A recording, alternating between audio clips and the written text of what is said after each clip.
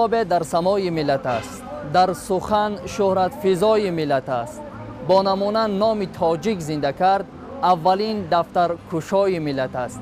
سلام بینندگان عزیز، عین حال ما در نزد آثارخانه ادبی استاد صدرالدین عینی قرار داریم و سیر میکنیم از آثارخانه ادبی استاد صدرالدین عینی. ما را همراه باشید.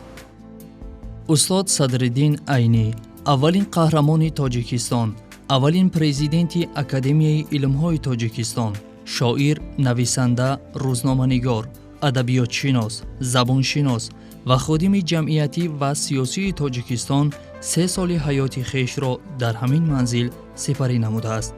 یعنی از سال 1951 تا سال 1954 با همراهی عائله‌اش در همین خانه زندگی کرده است. خانه استاد عینی 14 اپریل سال 1978 بخشیده به 100 سالگی زادروز استاد عینی به آثارخانه ادبی صدرالدین عینی مبدل گردیده است. از همان روز سر کرده آثارخانه مذکور فعالیت خود را در هیئت اکادمیای ملی علم‌های تاجیکستان به راه مانده است.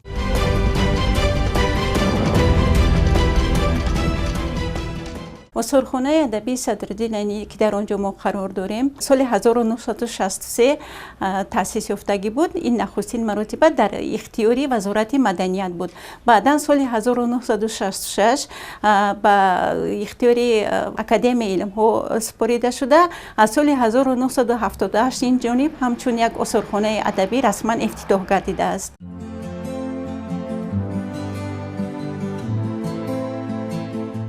آثارخانه از 4 تالار عبارت بوده. اینچنین کتابخانه و مجلسگاه نیز دارد. درآمدگاه، تالار بخارا، تالار سمرقند و تالار دوشنبه. آثارخانه را ما اصلا از همین قسمت آغاز می نماییم. در همین جا مهمانان را قبول می نماییم. چطوری که دیده ایستادیم در اینجا نیم پیکره استاد گذاشته شده است. این عملی هیکل‌تراش روس الکساندر منویلوف می باشد که از همون سالهای نخستین تأسیس یابی آثارخانه در همین جا گذاشته شده است و این رمز یک همچون یک استقبال مهمانان شمرده می شود. غیر از این در درآمدگاه من یک قسمت عکس و مصوره های هستند که استاد عینی را با دیگر شخصیت ها، شاعران، نویسندگان، دیگر شخصیت ها، نوشتجات ها میبینیم. کتاب های استاد در ویترینه ها گذاشته شدند و پارچه های شعرهای نظم و نثر که با خط کریلی، با خط فارسی، با زبان روسی درآمدگاه را آرایش میتیند. اینچنین یک میز مدور منقش خیلی زیبایی که از بخارا، از همشهری های استاد به آثارخانه تحفه شده است در درآمدگاه گذاشته شده است. یک رمزی احترام است.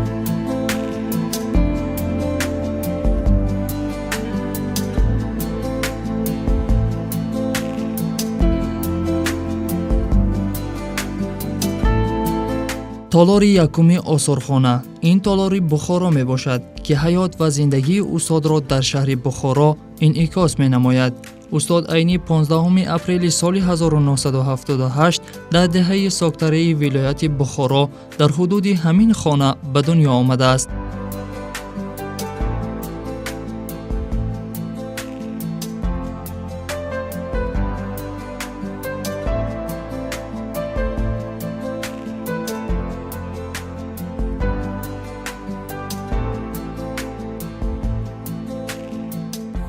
حیات استاد 3 مرحله را در بر میگیرد. مرحله یکم همون حیات استاد در بخارا هست.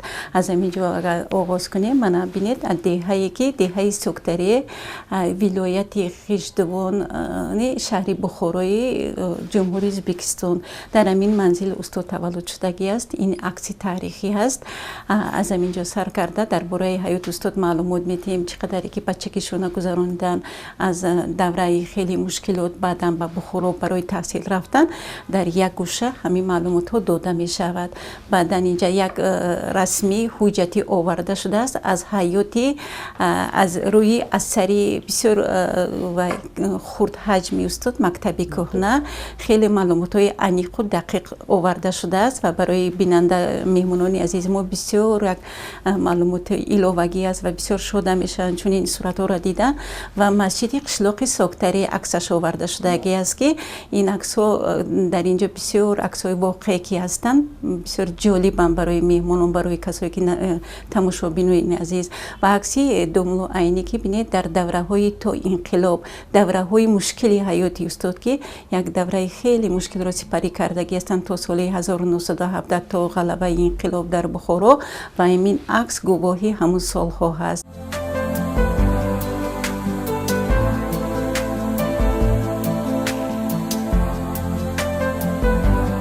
در این تالار تنبور آویزان شده است که از طرف دوست استاد عینی حاجی عبدالعزیز سمرقندی به خود استاد تحفه شده است.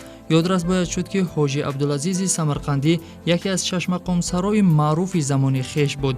در پهلوی این تنبور عکس‌های استادان صدرالدین عینی، شریف جان مخدومی صدرزیا و دامولا اکرام می باشند.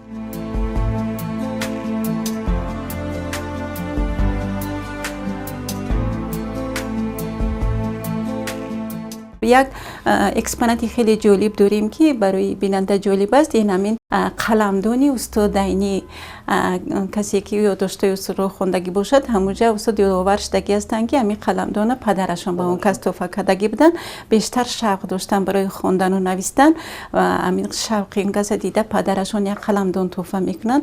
قلمدان برای استاد بسیار عزیز بود. یک حکایه بسیار جالب هم آورده شده است که چه قلمدان رو میافتاند، چه خیلی اون رو به دست می آورد و خوشبختانه بینید که طی همین قدر سالها، هنوز 6 ساله بودن، همین قلمدان تو زمانی ما اومده رسیده است. این میزی کاری ولو سال 1979 از طرف کندکاران معروف شهر بخارا به آثارخانه تحفه شدند.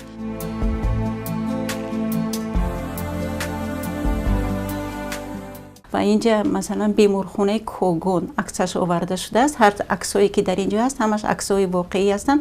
چرا بیمارخانه کوگون در اینجا عکسش آورده شده است؟ چون که استاد رو بعد که 75 چوب زدند، چوب دوره امیری 75 مراتب زده به زندان، عکس زندان هم در اینجا آورده شده، محبس امیری امیر علیم خان، بعد که 75 مراتب زدن در زندان پرتافتند. در بیمارخانه کوگون استاد رو 25 مراتب جراحی گذراندند در پشتشون، ملکی خیروگیتسکی اپراتسیا میگن، جراحی خورد و خوشبختانه عمری دراز که در نصیبشون بوده شفا یافتن و بعد من همین عکسی 75 چوب زدگی استاد، عکسی 75 چوب زدگی دوستی نزدیکشون میرزا نزلات در به طور قیاس در همینجا آورده شده است که بینید که من این دوستشون وفات کردن. خب استاد با زنده موندن، یک عمری درازی با برکت دیدن، نزدیک 76 سال و تمامی مشکلی های اون ایام رو در کتاباشون تصویر کردن.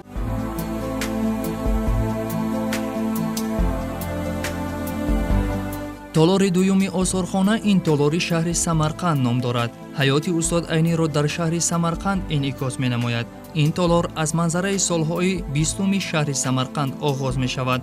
استاد هنگامی که به شهر سمرقند می آید، فعالیت روزنامه‌نگاری خود را بیشتر به راه مانده در مجله های راهبر دانش، شعله انقلاب و تاجیکستان سرخ مقاله های ایشان روی چاپ می برآیند.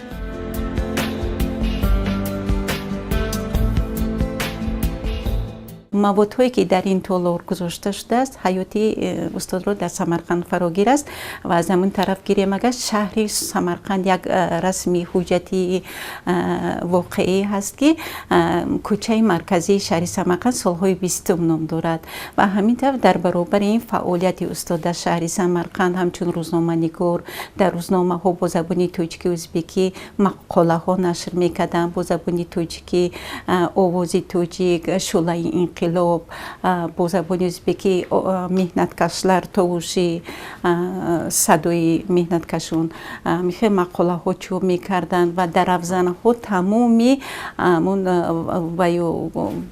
حجت های شخصی استاد به طور واقعی به طور نسخه گذاشته شدگی هستند که بگذار مهمانان عزیزی ما دانند که استاد فقط یک شاعری را کسب کردگی نبودن، قسمت اول حیاتشون شاعر بودن، بعد به نثر گذاشتن و تمامی حیات ما نمیتونیم بگیم که استاد عینی حیات خودشون تصویر کردگی هستند. استاد عینی حیات خلق تاجیک در اثرهاشون ریالیستانه تصویر کردگی هستند، واقع بینانه. تمامی اون اشیا و хурдтарин майдачӯйдаҳое ки дар рафзанаҳо гузошта шудаем аз дасти худи устод боқӣ мондагӣ аст. чӯ пиёлае ки он кас чойи кабуд нӯшидана бисёр дӯст медоштанд, ҳамроҳи фарзандон, рӯи ҳавлӣ дар анҷуманҳо, ҳамин қадар маводҳое ки инҷа аст гувоҳ медиҳад аз он аз ҳаёти дар Самарқанд сипарӣ гардидаи устод.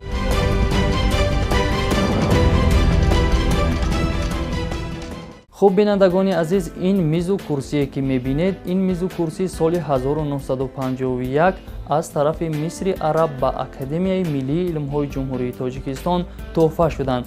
ба мо маълум аст ки аввалин президенти Академияи Миллии илмҳои Ҷумҳурии Тоҷикистон устод Садриддин Айнӣ буданд ки бевосита дар ана ҳамин мизу курсӣ нишаста фаъолияти худро идома доданд.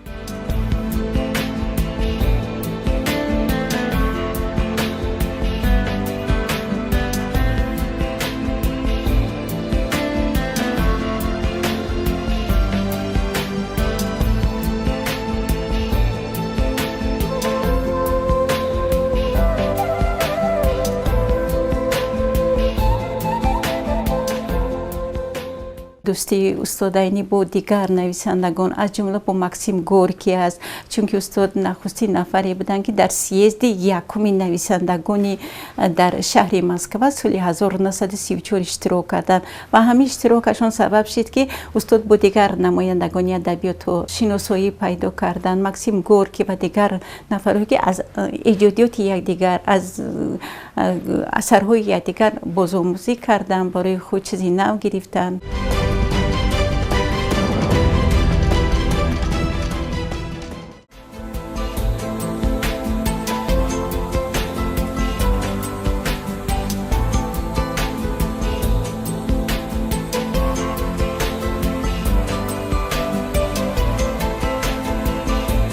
толори навбатӣ китобхона мебошад. дар ин китобхона китобҳои худи устод Садриддин Айнӣ ва китобҳое ки аз ҷониби донишмандон дар васфи Айнӣ таълиф шуданд мавҷуд аст. ҳамзамон мақолаҳои устод Садриддин Айнӣ ки дар газетаҳои адабиёт ва санъат, омӯзгори ҷавон, омӯзгор чоп шуданд, дар ин толор нигаҳдорӣ мешавад.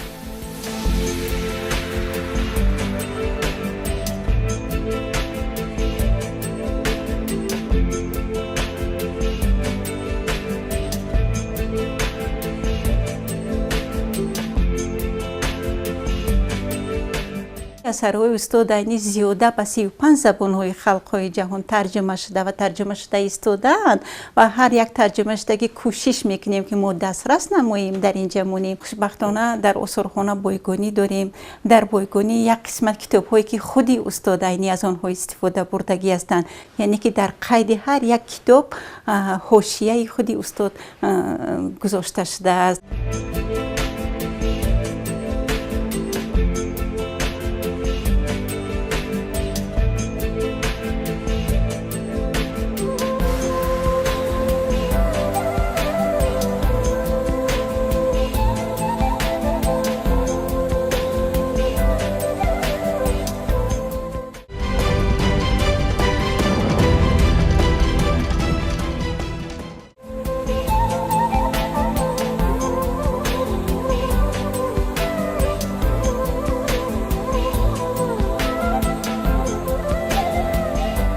бинандагони азиз, ёдовар мешавем ки аз осорхонаи адабии устод Айнӣ имрӯзҳо бисёре аз донишмандон, толибилмон дидан мекунанд ва бевосита аз китобҳои китобхонаи устод истифода мекунанд.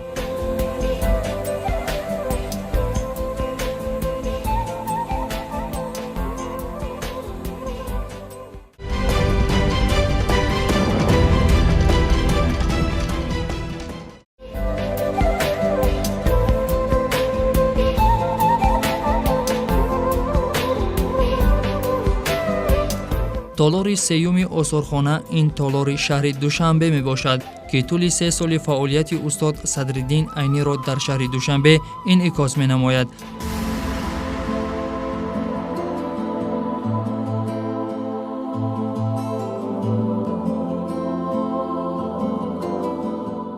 дар ин толор экспонатҳое гузошта шудааст ки хеле جالبن، خیلی عزیزن، خیلی گرانبهایند. مثلا گیریم سر و لباس استاد عینی که در سالهای 40 50 پوشیدگی هستند، پای افضل، من میز کاری، کرسی، ماشینکایی که اصلا خودشون چوب نمیکردن، اون از دستی می نویسن با خط نیاگون.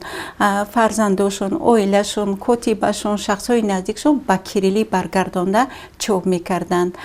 خب یک قالین زیبا نصب شده است در دیوار با عکس استاد از طرف قالین بافان قیراقو با استاد تحفه شده است، بخشیده به 75مین سالگرد استاد که خودشون قبول کردگی هستند.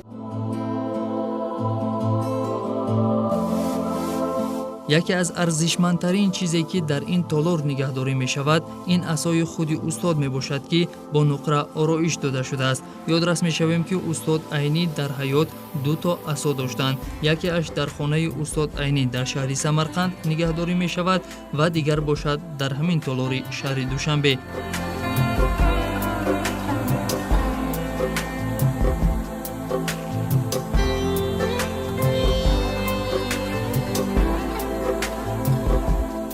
در قسمتی داریم که روزهای واپسین حیات استاد 15 ایولی سال 1954 در سن 76 ساله در بیمارخانه حکومتی بعد از بیماری وزنین استاد این حیات فانی رو پدرود گفتند. مراسم ویدا در نزد تئاتر دولتی اپرا و بالت شهر دوشنبه که نام استاد را دارد گذرانیده شد.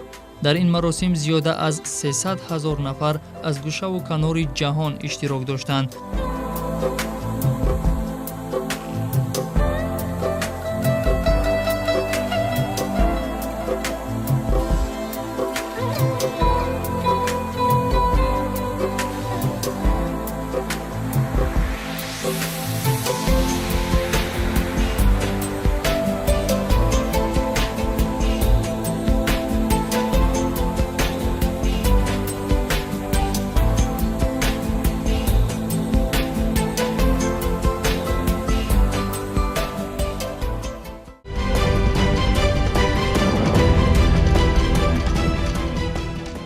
ز لوح گورها از مرمر سرد مزارستان، ز خاک مردگان زنده تر از زنده در گوران، ز نقش هر کتیبه نقش ناخون در تن زندان، ز ساحل های بی دریا ز دریاهای بی جریان، تو ما را کافتی استاد، تو ما را یافتی استاد.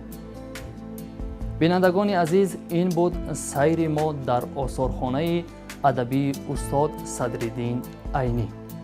تنصیحت و پیروز باشید.